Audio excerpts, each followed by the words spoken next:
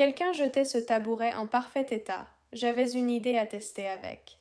Je l'ai rentré, pris mon pistolet à colle et de la corde. J'ai d'abord enroulé la corde autour du tabouret jusqu'en haut. C'est répétitif, mais prenez votre temps et espacez bien les brins pour un joli rendu. Et voilà, un tabouret abandonné et un peu de vieille corde se sont transformés en panier au style design. Vous pouvez l'utiliser de tellement de façons différentes dans la maison. Je voulais l'utiliser pour les jouets de mon chien ou les couvertures, mais je vais finalement m'en servir comme cache-pot dans mon entrée. Il ne me reste qu'à trouver la plante idéale pour mon panier, cache-pot et entrée, et ce sera fini. Prenez un bol et recouvrez le fond de film plastique. Ensuite, utilisez un pinceau éponge et du Mod Podge. Recouvrez toute la base du bol de Mod Podge sur le film plastique. Prenez de la corde, commencez au centre de la base, puis enroulez-la vers l'extérieur du bol.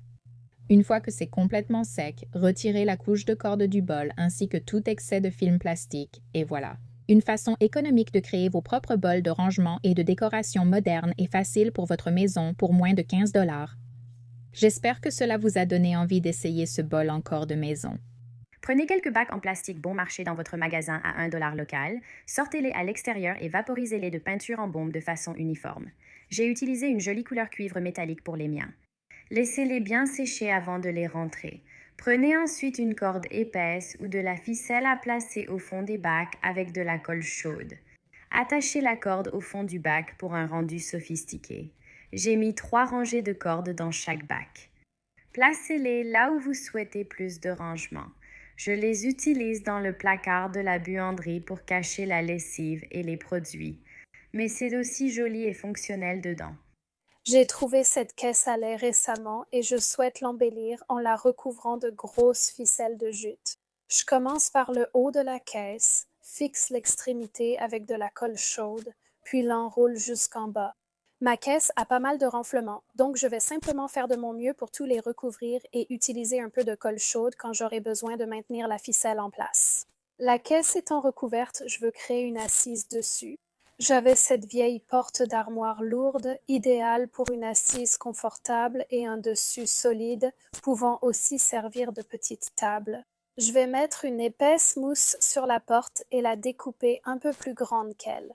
Le mieux pour couper la mousse est d'utiliser un couteau électrique. Le couteau la coupe comme du beurre et ça rend rapide et facile de recouvrir la mousse et la porte. J'ai ce morceau de magnifique tissu provenant d'un vieux rideau que j'adore absolument. C'est la taille parfaite, donc je vais le poser avec le côté à motif contre la table, puis je vais placer la mousse au centre. Avec la mousse, je pose la porte pour fixer le tissu. Une agrafeuse électrique irait, mais la colle chaude est aussi simple. Quand c'est sur quelque chose de dur comme ça, il y a plusieurs façons de finir les extrémités. Et pour quelque chose d'épais comme ça, j'aime que ce soit le plus soigné possible. Je peux aussi enlever l'excès de tissu ici pour un bon rendu. Je vais maintenir les extrémités en place et les coller à chaud aussi. Je vais finir l'autre extrémité et ensuite ce sera prêt à être posé sur le dessus de la caisse. J'adore à quel point cette caisse est jolie maintenant, et non seulement j'ai un espace de rangement supplémentaire, mais elle fonctionne aussi parfaitement comme siège ou comme table. Alors, j'ai pris cette boîte en carton carré que j'allais recycler et j'ai découpé les rabats avec un couteau de cuisine dentelé. Une fois que j'ai fait ça, j'ai pris ce drap plat rose et je l'ai plié en deux. J'ai posé ma boîte en carton sur le drap, puis j'ai simplement fait un essai en enroulant le drap autour de la boîte pour m'assurer que j'en aurais assez. Avant de découper mon drap, une fois que je l'avais coupé à la bonne taille, j'ai pris mon fer à repasser et j'ai repassé le drap pour enlever tous les plis. Je suis arrivée avec de la colle chaude pour tissu et j'ai commencé à coller d'abord les coins de la boîte en veillant à bien tendre le drap pendant que je collais. J'ai donc continué à faire le tour avec ma colle chaude et à coller de façon sporadique tout autour de la boîte en veillant à bien tirer pour qu'il n'y ait aucune ligne ou pli visible sur le drap. Une fois que j'avais collé tous les côtés, j'ai terminé en repliant le drap, puis en le collant pour obtenir un bel ourlet au bas. Je l'ai collé comme un cadeau.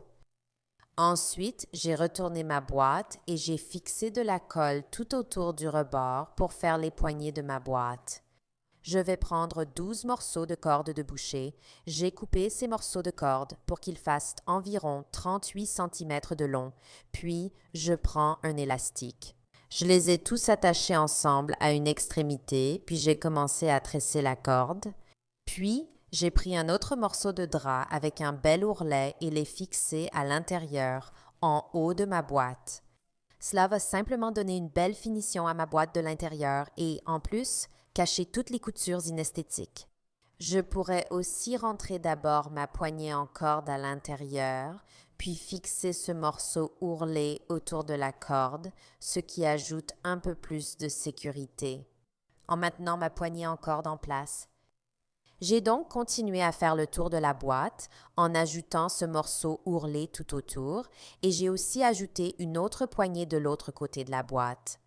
J'ai ensuite découpé une serviette de bain rose duveteuse en bandes de 2 à 5 cm de large. Avec ces bandes, j'ai recréé le style et le motif du panier Anthropologie. J'ai d'abord mis une bande en bas, puis une autre 5 à 8 cm plus haut. J'ai appliqué une autre bande de la serviette de bain, puis j'ai utilisé les bandes restantes pour créer le motif en demi-cercle sur les 4 bords de ma boîte en les collant simplement en place. Une fois cela terminé, ma boîte est terminée. Je suis assez contente du résultat de cette imitation et je suis ravie d'avoir pu faire preuve de créativité avec quelque chose que j'ai vu en ligne. Aujourd'hui, nous allons réaliser notre propre version de ces adorables et magnifiques paniers muraux que nous avons tous vus. Je vais donc simplement utiliser du carton comme base pour l'arrière de tous les paniers. Pour choisir la taille que vous souhaitez pour les paniers, décidez simplement sur quel mur de votre maison vous voulez les accrocher. Ensuite, réfléchissez à la proportion et à la taille qui conviendrait le mieux à cet espace. Et vous savez, vous pouvez utiliser une assiette, une pizza, une tarte à la pizza, vous pouvez poser n'importe quoi, juste si vous ne voulez pas le faire à main levée. Je vais donc procéder ainsi. Tout étant découpé, passons à l'étape amusante, fabriquer le panier. Donc, je vais juste estimer où se trouve le milieu. Je vais mettre un peu de colle ici, on va le fixer, attendre que ça sèche et on va simplement commencer à l'enrouler autour.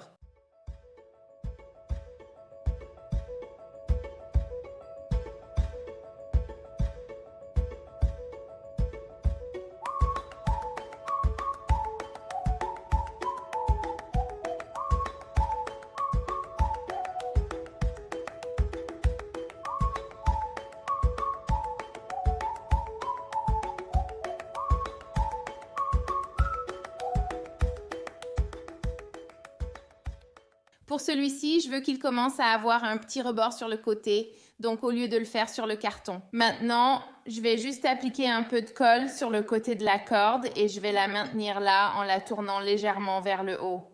Je vais continuer encore 3 ou 4 tours jusqu'à obtenir un petit rebord, puis ce sera fini et on passera au suivant.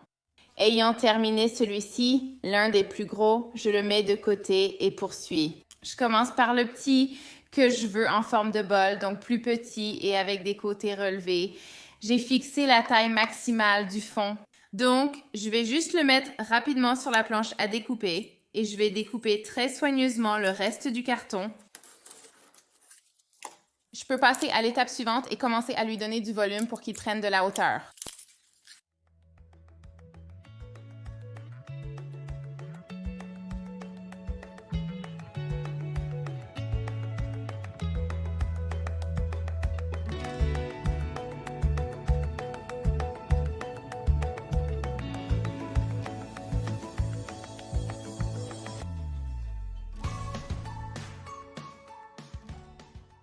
J'ai maintenant terminé tous les paniers et pour celui-ci, je l'ai gardé à plat. Et je vais utiliser des franges tout autour, donc j'en ai préparé plusieurs ici. Et comment j'ai fait ça, c'est que j'ai simplement pris cette colle et je l'ai utilisée comme règle de mesure. Et j'ai fait comme ça, tout simplement. Je coupe ici et ensuite, il suffit de défaire un peu de ce côté puis de défaire un peu de l'autre côté aussi. Prenez ensuite les 3 parties détachées, tirez sur chaque morceau et tordez-les légèrement. Elles s'effilochent plus et offrent un meilleur rendu. On va faire ça pour chaque partie, puis passer de l'autre côté sur une petite longueur.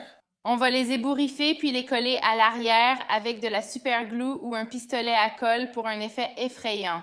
J'adore le résultat, ça donne plus de relief. Je vais tout peindre en noir avec de la peinture, puis ajouter quelques motifs pour lui donner de la vie, avant de les assembler et de les fixer au mur. Merci d'avoir regardé Home Talk. On se retrouve la prochaine fois.